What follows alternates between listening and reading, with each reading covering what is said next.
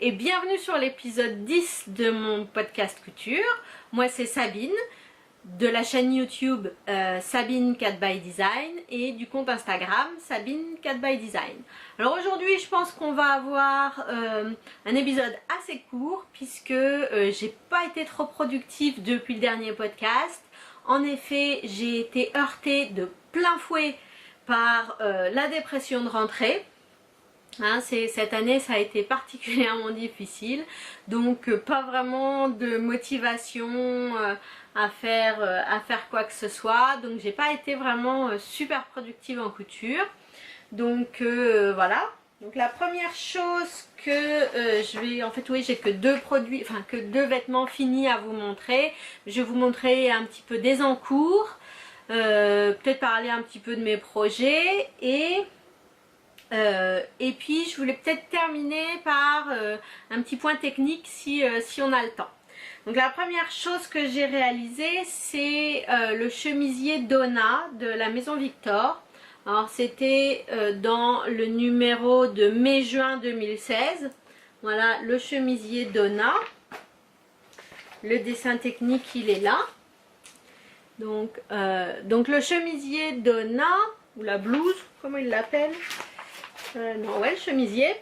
Donc on voit c'est une forme relax, il n'y a pas de pince-poitrine, une petite encolure en V toute mignonne, un petit boutonnage devant, forme arrondie en bas. Et en fait, normalement c'est terminé par des revers de manches, mais comme bah voilà, c'est un patron qui est sorti il y a un an, il y a eu pas mal de retours.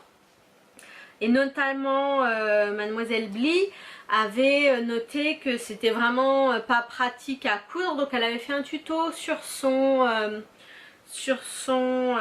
blog pour expliquer comment elle avait modifié. Donc moi j'ai décidé de faire encore autrement, donc je vous montre tout de suite ma version. Donc je l'ai fait dans les restes de double gaze verte à encre de chez Rascol. Donc voilà. Et en fait pour les emmanchures, je vais pas faire durer le suspense. Au lieu d'avoir fait les petits revers, j'ai juste ben voilà, posé un biais sur terminer les emmanchures par des biais. Voilà.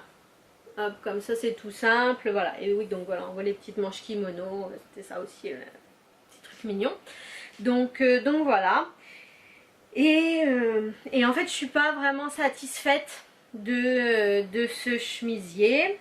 Alors au départ j'avais prévu de commander des petits boutons en bois parce que je le voyais bien, franchement avec des petits boutons en bois clair, ça aurait été assez mignon. Mais donc finalement comme je suis pas super contente, j'ai juste utilisé des petits boutons vert kaki de chez Butinette qui se fondent dans le décor.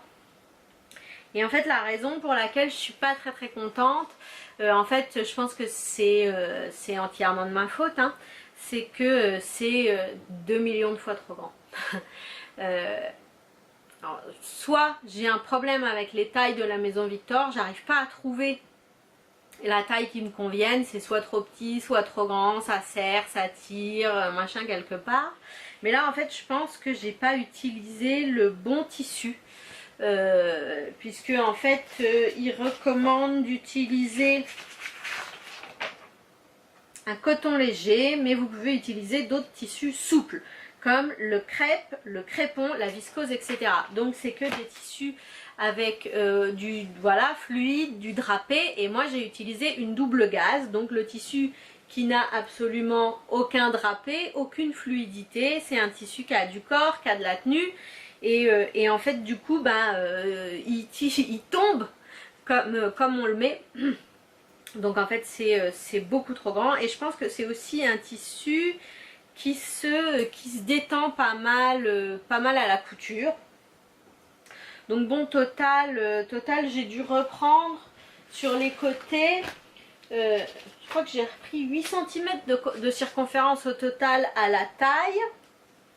Hop, et du coup c'est encore trop grand en fait. Avec un tissu qui a autant de tenue, il faut quelque chose qui soit plus près du corps, parce que sinon on est vite vraiment englouti par le tissu. Donc voilà, j'ai eu beau reprendre 8 cm, enfin vraiment à la taille, hein, j'ai rien touché ni à l'emmanchure ni aux hanches parce que en fait j'avais pas envie de défaire tout ce que j'avais fait, donc en fait j'ai fait une courbure un petit peu violente là sur la taille. Mais ce que je vais sans doute faire, c'est rajouter au dos des pinces, comment ça s'appelle ces pinces, des fish eye, des pinces en losange là, fish eye darts, je sais plus comment ça s'appelle. Donc voilà, rajouter ces pinces là dans le dos pour essayer de cintrer un peu la chose pour que ça tombe mieux, parce que bon, j'aime quand même plutôt pas mal la couleur, pardon. Puis bon, ces petites encres, hein, on voit bien les petites encres là, elles sont mignonnes comme tout. Donc voilà. Alors ensuite à voir, parce que je suis peut-être pas convaincue par le décolleté qui je trouve est un peu trop près. Alors ça je comprends pas. Ça se voit pas comme ça, il a pas l'air comme ça sur les photos de présentation du modèle, mais moi je trouve que sur moi le décolleté il est vachement près du cou en fait. Bon, pourtant j'ai bien respecté les marges de couture, hein, pour une fois je me suis pas plantée, parce qu'avec la maison Victor c'est facile de se planter puisque les patrons en fait ils sont sans marge, il faut rajouter les marges, donc j'ai bien rajouté les marges et j'ai bien respecté les marges que j'avais rajoutées, mais donc en fait je le trouve un petit peu trop près du cou je trouve, enfin je sais pas, donc ouais je suis pas hyper satisfaite de ce top là. C'est dommage parce que vraiment le tissu je le trouve super joli. Ça doit être hyper agréable à porter, mais bon pour l'instant je sais pas encore. Donc bon, une petite déception sur cette couture là, donc qui a pas aidé ma déprime de rentrée. Donc pour me remettre de ça, j'ai dû faire un patron pick me up, un truc pour me remettre. Et donc j'ai fait la blouse Sésambre de Anne Kerdiles. Donc voilà, hop, la blouse Sésambre, on la reconnaît, elle est caractérisée par ben voilà, les découpes un petit peu sur le devant avec cette jolie forme devant arrondie. Donc je vous l'avais déjà montré il n'y a pas longtemps, réalisée dans un jersey marinière. Et là je l'ai faite dans un jersey pastèque. Donc jersey flammé pastèque de chez de Sweet Mercery. Et donc là par contre pour le coup je suis super contente. Donc tout d'abord le tissu il est top, c'est donc un jersey flammé de chez The Sweet Mercery. Donc je suis désolée, il est plus en stock. Parce que s'il en restait en fait j'en rachèterais. Donc il n'est pas super extensible. En fait bon il s'étend un peu mais il revient pas super. Mais il est super doux, super agréable à porter. Voilà. Donc en fait pour réaliser, je vous l'avais déjà dit la dernière fois quand j'ai fait la version marinière, ce que j'ai fait pour le refaire en jersey, c'est qu'en fait j'ai pris exactement mon patron chaîne et trame que j'ai utilisé pour du jersey. Donc en fait ça fait plus grand que ma version chaîne et trame, puisque il y a je sais plus 1 ou 1,5 cm de marge de couture qui sont incluses dans mon patron. Et donc là j'assemble tout à la surjeteuse à 0,5 cm. Donc en fait on a quelque chose d'un peu plus grand. Donc ici, pour pas avoir l'air quand même trop en pyjama, j'ai repris un petit peu les arrondis devant. J'ai repris 1 cm de chaque côté à peu près pour ben voilà, pour que ça soit un petit peu plus près du corps, pour que ça fasse un petit peu moins pyjama. Mais pour le coup je suis super contente, je trouve que c'est un imprimé qui donne la bonne humeur. Sur le patron d'origine, je crois qu'elle utilise du biais pour finir l'encolure. Moi j'ai jamais mis le biais sur ce patron, même dans ma version chaîne et trame en fait j'avais dessiné, enfin ouais parce que c'est quand même pas un travail de patronage extra, j'ai dessiné des parmentures devant et dos, et donc là c'est pareil, j'ai utilisé les parmentures que j'ai assemblées à la surjeteuse et qui sont maintenues hein, avec une surpiqûre à l'aiguille double. Alors je suis super contente depuis que j'ai changé mes aiguilles doubles pour vraiment les aiguilles doubles spéciales jersey de chez Schmetz. Jersey de chez Schmetz, ça c'est dur à dire. Ben en fait mes surpiqûres elles sont vraiment nickel. Là j'ai vraiment rien à dire. Donc je crois que j'allonge un petit peu le point quand je fais les surpiqûres. Normalement avec ma machine je fais mes coutures d'assemblage à 2,5 et donc là je dois allonger un tout petit peu le point quand je fais les surpiqûres à l'aiguille double, et en fait ça passe nickel. Donc voilà, pareil, là les parmentures en bas sont assemblées à la surjeteuse, maintenues à l'aiguille double, et là pour le coup les épaisseurs sont pas trop mal passées, parce qu'en fait au niveau de la jonction ici on se retrouve avec pas mal d'épaisseur de tissu, et c'est pas mal passé. Je sais pas si la longueur, oui si peut-être bien, c'est peut-être bien une longueur de manche qui est inclus dans le patron là au coude. Pareil, j'ai juste fait un rabat que j'ai surpiqué à l'aiguille double. Enfin donc voilà, pas grand chose à ajouter sur ce patron. Voilà, en jersey comme ça je trouve super. Autant justement je portais la version chaînette rame que j'ai faite, je la portais hier. Et autant je suis peut-être pas super dedans en fait, peut-être qu'il faudrait que j'augmente une taille dans la version chaînette rame, autant dans mes versions jersey c'est top top top. C'est pas un patron qui était prévu pour faire un jersey, mais au final mes deux versions jersey j'adore, elles sont top top top. Donc voilà ma blouse sésambre en tissu pastèque qui a été parfaite pour me remonter le moral pour cette fin septembre. Enfin à la fin septembre, là on n'est plus fin septembre, on est mi-octobre, mais voilà. Et donc c'est tout ce que j'ai réalisé le mois dernier. Je vous dis que j'avais eu un petit peu le blues de la rentrée. Donc voilà. Bon, par contre je peux vous montrer les choses que j'ai en cours. Donc une chose que j'ai en cours depuis un moment, je vous dirai pas depuis quand hein. C'est la robe Camille de Pauline Alice. Donc la robe Camille c'est une robe chemise avec un joli petit col, le devant boutonné, une robe très années 50, fit and flare. C'est très joli. Voilà, des petites pinces au dos, et moi j'ai réalisé la vue A, c'est-à-dire avec les petites manches courtes. Donc voilà, je l'ai réalisé dans un tissu de chez Mondial Tissu. Et alors je suis désolée, je ne sais pas comment on prononce ce tissu correctement. Donc en anglais, moi je dirais que c'est du seersucker. Mais je crois qu'en français je l'ai entendu dire autrement. Alors c'était Marc Bogier de chez Quotidien que j'ai entendu prononcer. Mais alors je me souviens plus comment il le disait, mais je sais que c'était pas comme ça. Seersucker, peut-être, seersucker. Je ne sais pas, seersucker. Voilà, de chez Mondial Tissu. Donc on voit que c'est un tissu qui a des bandes alternées de... Alors là, je pense que c'est un mélange coton polyester. Je pense pas que ça soit du 100% coton. Je sais pas trop. Blanc et corail. Avec donc voilà les bandes blanches qui donnent cet aspect gaufré. Qui est très joli. Donc voilà, j'ai mis des petits boutons blancs. Ça donne un aspect...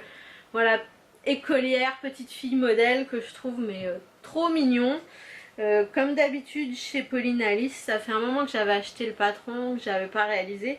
Comme d'habitude chez Pauline Alice, c'est très bien fait, très bien expliqué. Le livret qui est en 3 langues, hein, il est très bien expliqué. En même temps le patron, quand on a déjà réalisé une chemise, il n'y a vraiment rien de compliqué. Hein. Mais je trouve que le col était... Enfin, le pied de colle est bien patronné. Les proportions du col, elles sont jolies, je trouve. C'est hyper dur en fait, je pense à trouver les bonnes proportions d'un col pour qu'il soit pas trop grand, pas trop petit. Et là, je trouve que les proportions, elles sont vraiment super jolies. Enfin voilà. Donc, j'ai mis des petits boutons blancs. Par rapport au patron original, j'ai dû reprendre en fait, faire un ajustement sur les bras comme d'habitude, un full biceps adjustment. En fait au début je l'avais pas fait et j'ai essayé la robe et en fait ça me serrait, j'étais pas très bien dedans, donc j'ai démonté, j'ai refait. sachant que je pense que voilà, c'était... Ah bah non, là c'est même pas encore surjeté. Donc voilà, et donc on voit que j'ai surjeté avec mon fil rose rose là, rose qui pète, que je trouve ça va très joli avec. Voilà, mais bon, j'ai pas encore fait les ourlets, je vais pas laisser les bords accrus comme ça. Mais donc voilà, oui, elle n'est pas encore finie, puisqu'il me reste le côté à finir, là, juste monter la fermeture éclair. En fait, j'ai pas trouvé de fermeture éclair à la bonne taille et ça m'a complètement démoralisée. En fait, en plus, je devais la faire pour le mariage auquel on est allé fin septembre. Et en fait, il faisait pas du tout assez chaud pour porter ça. Je m'en suis rendu compte assez tôt que je pourrais pas la porter puisqu'il fallait que je porte des collants. Avec ça, c'était pas possible. Donc bon, voilà. Donc du coup, je l'ai un peu laissé en plan. Parce que donc, il me reste voilà, la fermeture éclair à poser, là, le côté à fermer. Et puis faire les ourlets, bas et manches. Et elle sera finie. Mais donc voilà, je pense que vu que je pourrais pas la porter avant l'année prochaine, elle risque de rester là un petit moment. Mais en attendant, voilà, c'est une robe de petite fille modèle que, enfin, voilà, que je trouve mais vraiment super jolie. C'est vraiment un très joli modèle et dans ce tissu, je pense que je vais être super bien l'été prochain. Donc voilà. Ça c'est en cours, je pense que ça va rester en cours un petit moment, mais bon, j'en suis assez contente. Donc ce que j'ai commencé là, ce que je suis en train de coudre en ce moment, c'est un chemisier Suzon de République du Chiffon. Donc Suzon, sa particularité c'est ce petit volant qui est devant et derrière, je vais pas le livrer là, devant et dans le dos, et donc ce petit col rond qui est trop joli. Donc je l'ai déjà réalisé 2 fois. Une fois donc dans la version originale sans manche, dans une viscose twill, je pense que ça doit s'appeler à peu près, que j'avais gagné sur le blog de Un chat, Anne de Un chat, qui est super. Et je l'ai réalisé une fois donc à manches longues dans un coton blanc rayé blanc de chez Sacré Coupon.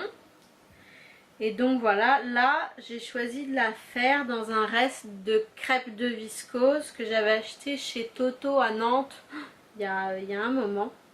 Donc voilà, là je vous montre que le dos puisque le devant est pas fini, mais donc voilà, un rose poudré, volant rose poudré, le truc de fille, le volant était mal mis, truc de fille, voilà, girly à mort quoi. Mais donc ça va être trop joli.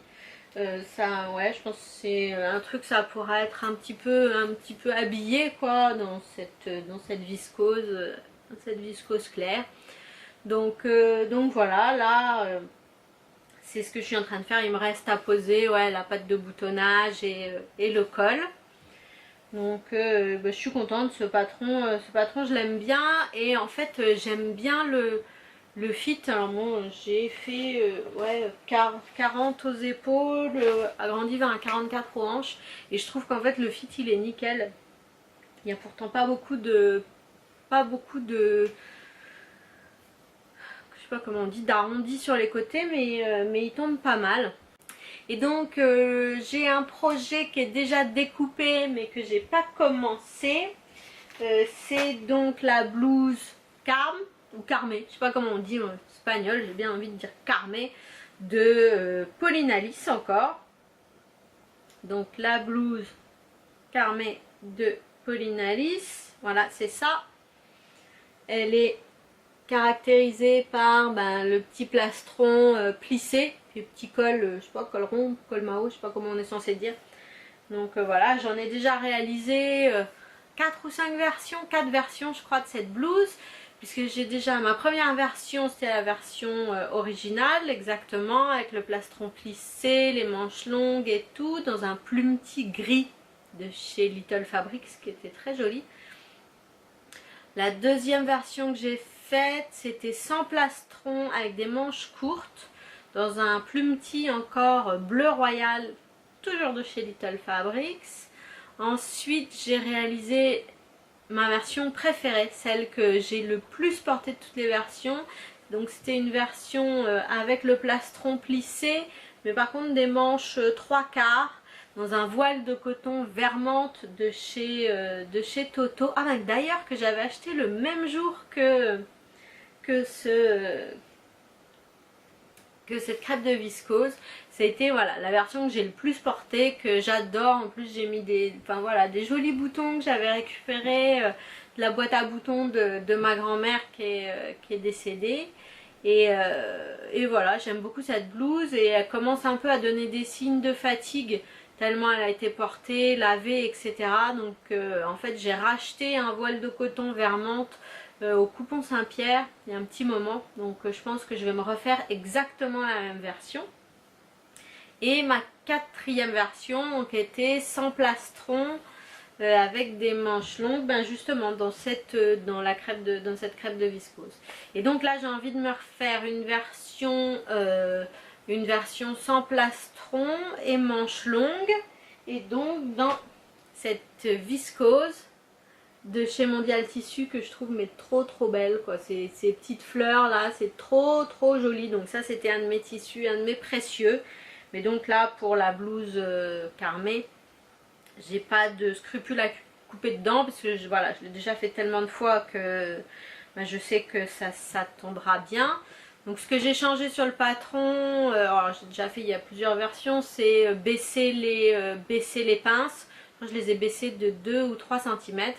D'ailleurs à ce sujet là, j'ai prévu de vous préparer un tuto pour vous montrer comment faire pour ajuster les pinces à votre morphologie, donc c'est-à-dire monter et descendre les pinces. Voilà, donc abonnez-vous si vous voulez avoir le tuto à sa sortie. J'ai prévu de vous faire ça très bientôt. Donc voilà. Hop, dans ma petite viscose un petit peu japonisante. Je sais plus quand est-ce que je l'ai acheté chez Mondial Tissu, l'an dernier ou il y a 2 ans. Donc voilà. Et par contre, je suis pas encore totalement fixée sur ce que je voudrais faire pour les manches. Je suis peut-être encore dans une période volant froufrou, mais je crois un petit peu comme tout le monde. Hein, je boutonne bien sur ce coup-là. Et j'ai bien envie de faire de mettre un petit volant en bas des manches. Non, hop, voilà.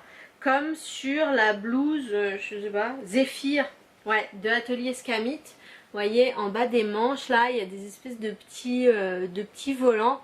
C'est trop mignon pour vous montrer sur la... Ah ben là, justement, on voit pas. Est-ce qu'on voit, voilà, sur cette version-là, ouais, mon noir, vous allez rien voir. Mais donc, voilà, il y a un petit volant. Est-ce qu'il y a une version où on voit quelque chose?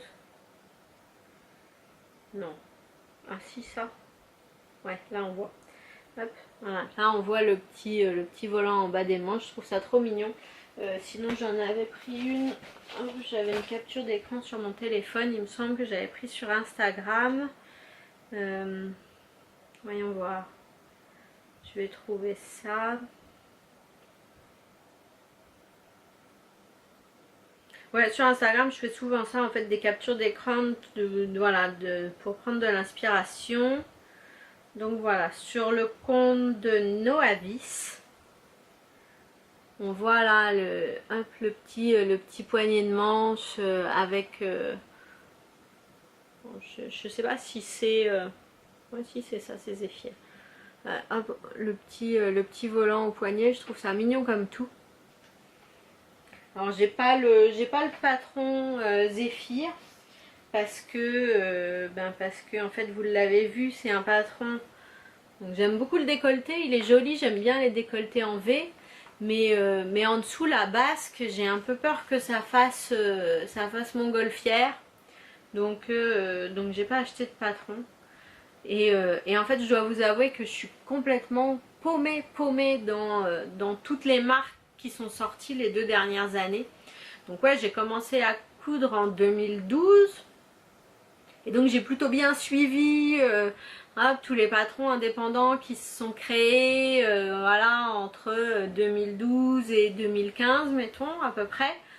Aussi bien les créateurs, enfin créatrices indépendantes, que ça soit aux États-Unis, en Angleterre ou en France, j'ai plutôt bien réussi à suivre. Et en fait, je crois que depuis 2015, je suis complètement larguée. Enfin bon, c'est bien qu'il y ait de l'enthousiasme autour de la couture, ça donne vachement de choix. Mais voilà, moi je suis complètement larguée, je suis plus les marques, les modèles et tout. Mais donc il y a un autre modèle là que je trouvais super joli. Un petit peu, voilà. C'était le... comment il s'appelle? Oh, j'ai perdu le nom. Pas grave. La désinvolte, il me semble que c'est la désinvolte. De la jolie girafe. Hein, ah ouais, tiens, c'est bien, il y a une figure, elle peut faire le point sur elle. Donc j'adore ce décolleté là, un petit peu arrondi, comme ça, c'est trop joli. Mais la basque en dessous, pour moi, c'est juste, mais pas possible du tout, du tout, du tout. Je vais avoir l'air d'une grosse montgolfière. Donc je suis dégoûtée. J'ai peut-être envie quand même d'acheter le patron et d'essayer d'adapter un truc droit en dessous parce que bon, parce que voilà, c'est pas possible pour moi. Donc voilà, ça c'est mon projet pour, excusez-moi de la digression.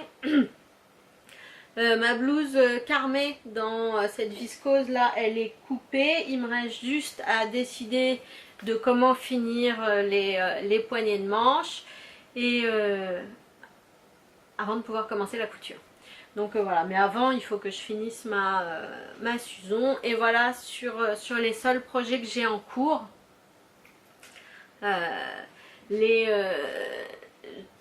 J'ai pas mal de projets, ma to-do list, hein, elle est grande comme le bras. Je vais pas vous la montrer, en fait je la fais sur Trello.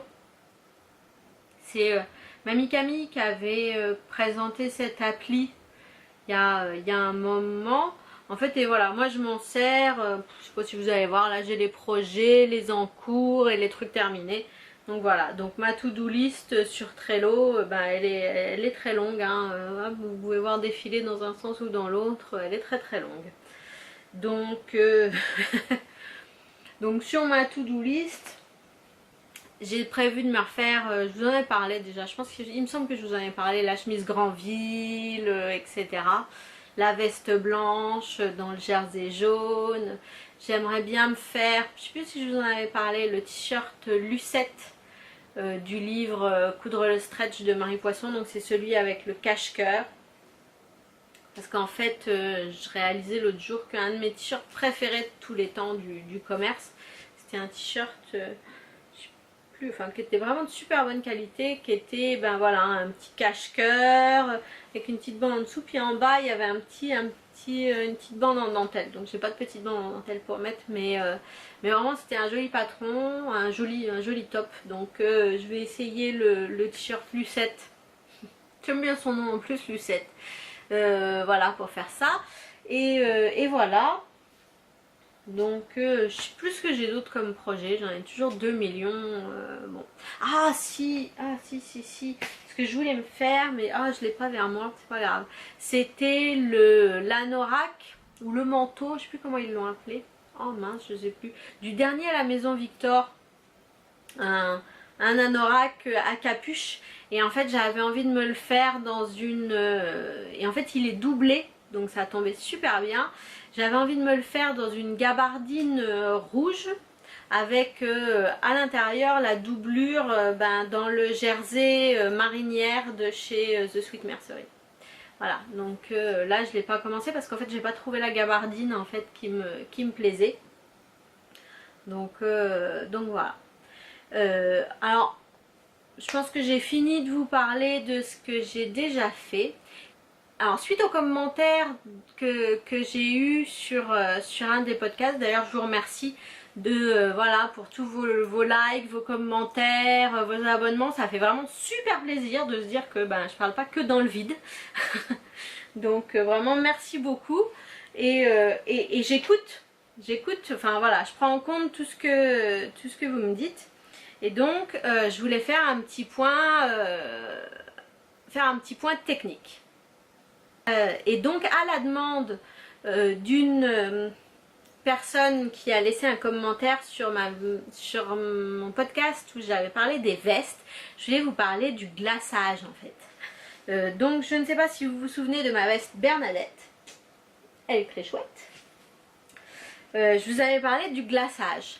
Alors je ne sais pas si la version que je vais vous en donner correspond à celle qu'on pourrait trouver dans un livre de couture, mais ça va correspondre à ce que moi j'en ai compris, hein, et voilà. Donc dans une veste comme Bernadette, sur le bas on ne fait pas un ourlet tout simple qu'on viendrait surpiquer, enfin qu'on viendrait piquer au dos, puisque ça ferait une couture apparente, hein, vous voyez là au dos on a 0 couture apparente. Donc en fait la façon dont Bernadette est montée, c'est que en bas on a une parmenture qui est cousue ici, hein, voilà, on voit la couture là en bas qui est assemblée au corps de la veste, et en fait cette parmenture, sur cette parmenture s'attache la doublure de la veste. Mais la doublure, pour qu'on soit confortable dedans, et d'ailleurs elle est super confortable ma veste, je l'ai portée là à un mariage récemment, mais trop bien dedans, j'adore cette doublure. Donc la doublure a un pli d'aisance ici, voilà, pour qu'on soit bien dedans.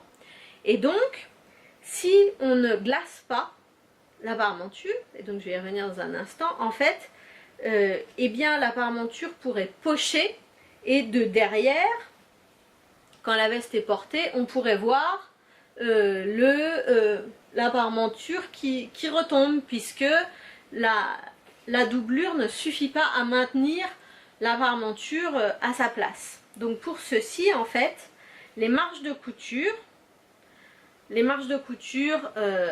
voilà, ici celles qui correspondent en fait là où on a attaché la parmenture à la doublure, en fait sont maintenues avec un point invisible au dos de la veste. Avant de la retourner, on reprend les marges de couture au point invisible au dos de la veste, et on voit bien c'est un point invisible à la main, il n'y a aucune couture visible du côté extérieur de la veste.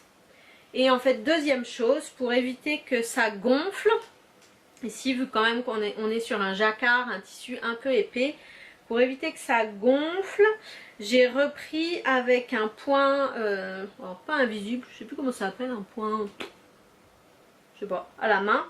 En fait j'ai maintenu la parmenture aux valeurs de couture. Donc pareil, hein, c'était tant que la veste était retournée. Donc voilà, donc tout ça, ça permet que tout reste en place et que ça ne poche pas.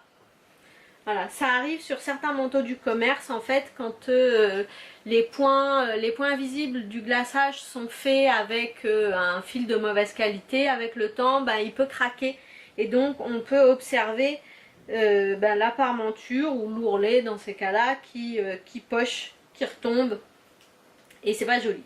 Mais donc voilà, donc c'était le petit point technique de ce podcast. Donc sur ce, j'espère que vous avez compris mes explications, que ça vous sera utile pour réaliser votre prochaine veste. Sur ce, je vous laisse, je vous souhaite une bonne journée, une bonne soirée, surtout une bonne couture, éclatez-vous bien, et je vous dis à bientôt. Je pense d'ici, j'essaierai de revenir d'ici à peu près un mois, hein, comme d'hab. Entre temps, je vous fais plein de gros bisous et je vous dis à bientôt.